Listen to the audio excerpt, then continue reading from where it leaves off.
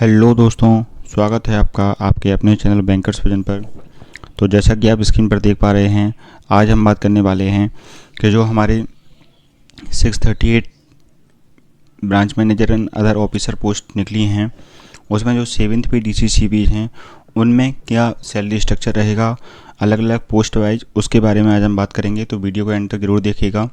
लेकिन उससे पहले मैं एक चीज़ बोलना चाहता हूँ, जो आपका सोसाइटी मैनेजर का रिज़ल्ट है एंड जो क्लर्क का रिज़ल्ट है, देखिए बार बार परेशान होने से या बार बार पूछने से कि रिज़ल्ट कब आएगा, रिज़ल्ट कब आएगा, इससे ना तो रिज़ल्ट जल्दी आ जाएगा और ना ही आपके अकॉर्डिंग चीज़ें हो पाएंगी।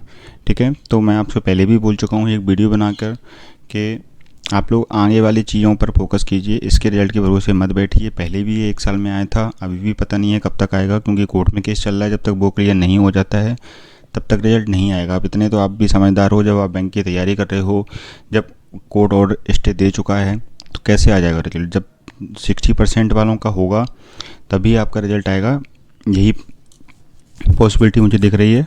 हालांकि उसकी जानकारी मांगी गई है, जो मैं आपको ग्रुप में पहले ही बता चुका हूँ, टेलीग्राम ग्रुप में। यदि आप वहाँ पर नहीं जुड़े हैं तो वहाँ पर मैं लिंक डिस्क्रिप्शन में दे दूँगा, वहाँ पर आप जुड़ जाइएगा। ठीक है, तो चलिए बिना टाइम वेस्ट किए अभी हम बात करते हैं जो हमारा सैलरी स्ट्रक्चर है 7th पे DCCB में, उसके बारे में बात करते हैं आगे।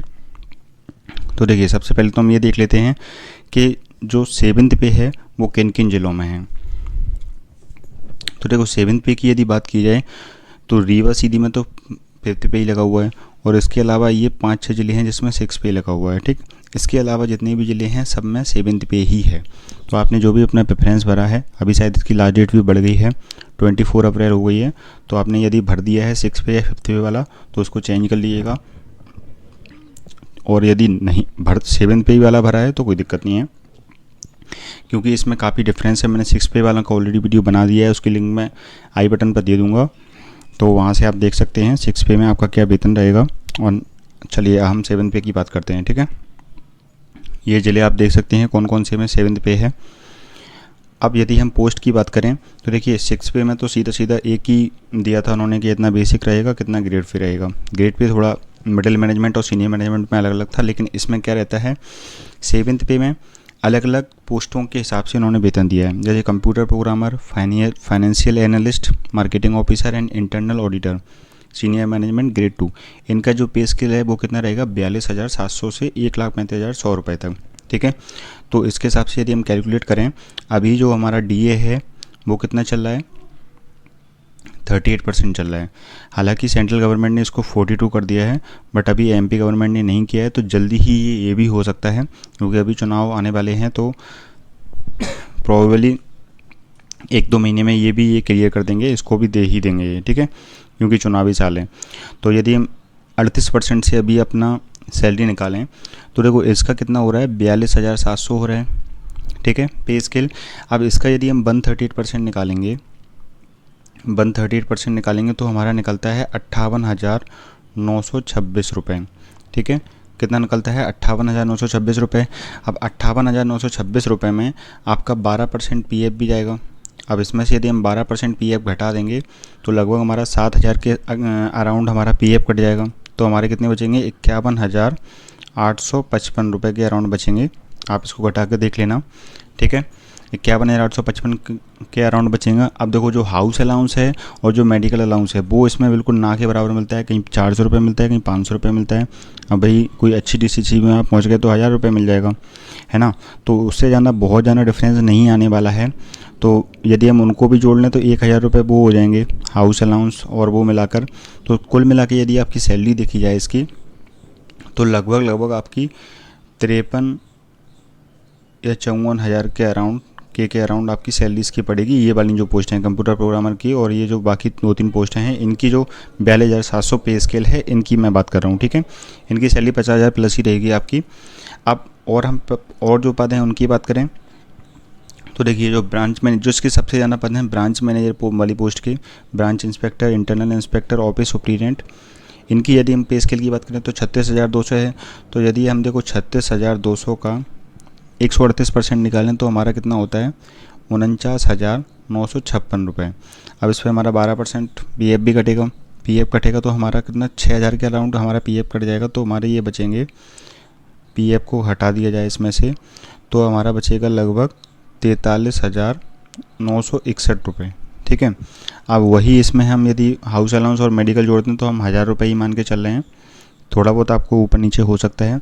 तो इसकी सैलरी भी लगभग आपकी अराउंड 43K से 44K के अराउंड मिलेगी आपको। 1,000 रुपये 500 रुपये इधर उधर हो सकता है। देखो मैं एग्जैक्ट तो नहीं बता सकता क्योंकि मैं 6 पे वाले उसमें हूँ ज़िले में, तो 7 वालों से मैंने जितना जानकारी ले पाई उस अकॉर्डिंग मैं आपको बता रहा हूँ किस तरीके से उनका वेतन बनता है।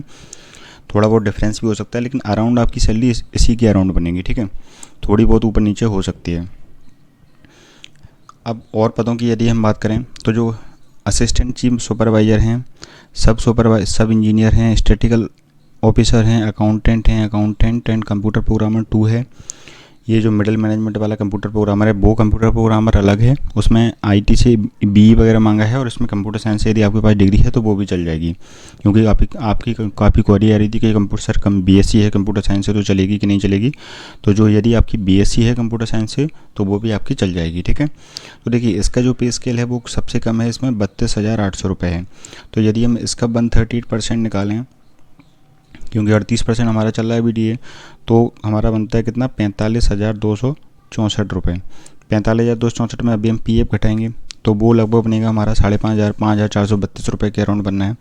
तो यदि हम इसमें से 5,432 रुपये माइनस करेंगे तो हमारा कितना बचेगा 39,832 रुपये।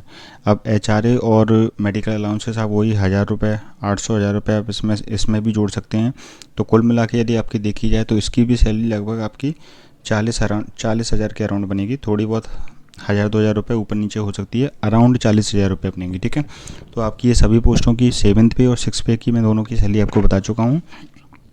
इसके अकॉर्डिंग आप अपना प्रेफरेंस बनना, क्योंकि डेट बढ़ चुकी है। यदि भर दिया है तो मैं तो ये कहूँगा कि यदि आपने 6 पे या 5th पे में भर दिया है तो उसको चेंज करके 7th पे में कर लेना। नहीं तो अभी देखिए ये बहुत ज़्यादा डिफरेंस नहीं है, क्योंकि देखो 6 पे में लगभग आपकी सैलरी 35,000 और जो सीनियर मैनेजमेंट वाला था उसमें कितनी थी आपकी लगभग 37K। ठीक है, और यहाँ पर कितनी बन रही है आपकी, एक की 50,000 के अराउंड बन रही है और दो की लगभग 43-44,000 और 40,000 बन रही है। देखिए अभी तो ये डिफरेंस 4-5-8 हज़ार रुपये का है। ठीक है, लेकिन जब आप लॉन्ग टर्म में इसको देखेंगे ना तो लॉन्ग टर्म में ये डिफरेंस बढ़ता ही जाएगा, क्योंकि जो हमारे इंक्रीमेंट वगैरह लगेंगे, जो भी हमारे इंक्रीमेंट लगेंगे ना, इस पर जो हमारे इंक्रीमेंट लगते हैं सालाना, उसमें काफ़ी ज़्यादा फ़र्क पड़ जाता है। क्योंकि 20,000 पे इंक्रीमेंट लगना और 40,000 पे इंक्रीमेंट लगना, आप समझ सकते हो कि कितना ज़्यादा डिफरेंस आएगा। तो लॉन्ग टर्म में ये चीज़ आपको बहुत परेशान करेगी। तो यदि आपने 7th पे में नहीं डाला है रेफरेंस अपना, तो आप 7th पे में भर दीजिएगा, क्योंकि कल के दिन यदि आपका सिलेक्शन हो जाए तो आपको पछताना ना पड़े चीज़ों को। ठीक है, बस यही मैं कहना चाहता था। और अपनी अब तैयारी आप करते जाइए, क्योंकि 2-3 महीने में इसका मई या जून में इसका पेपर हो सकता है।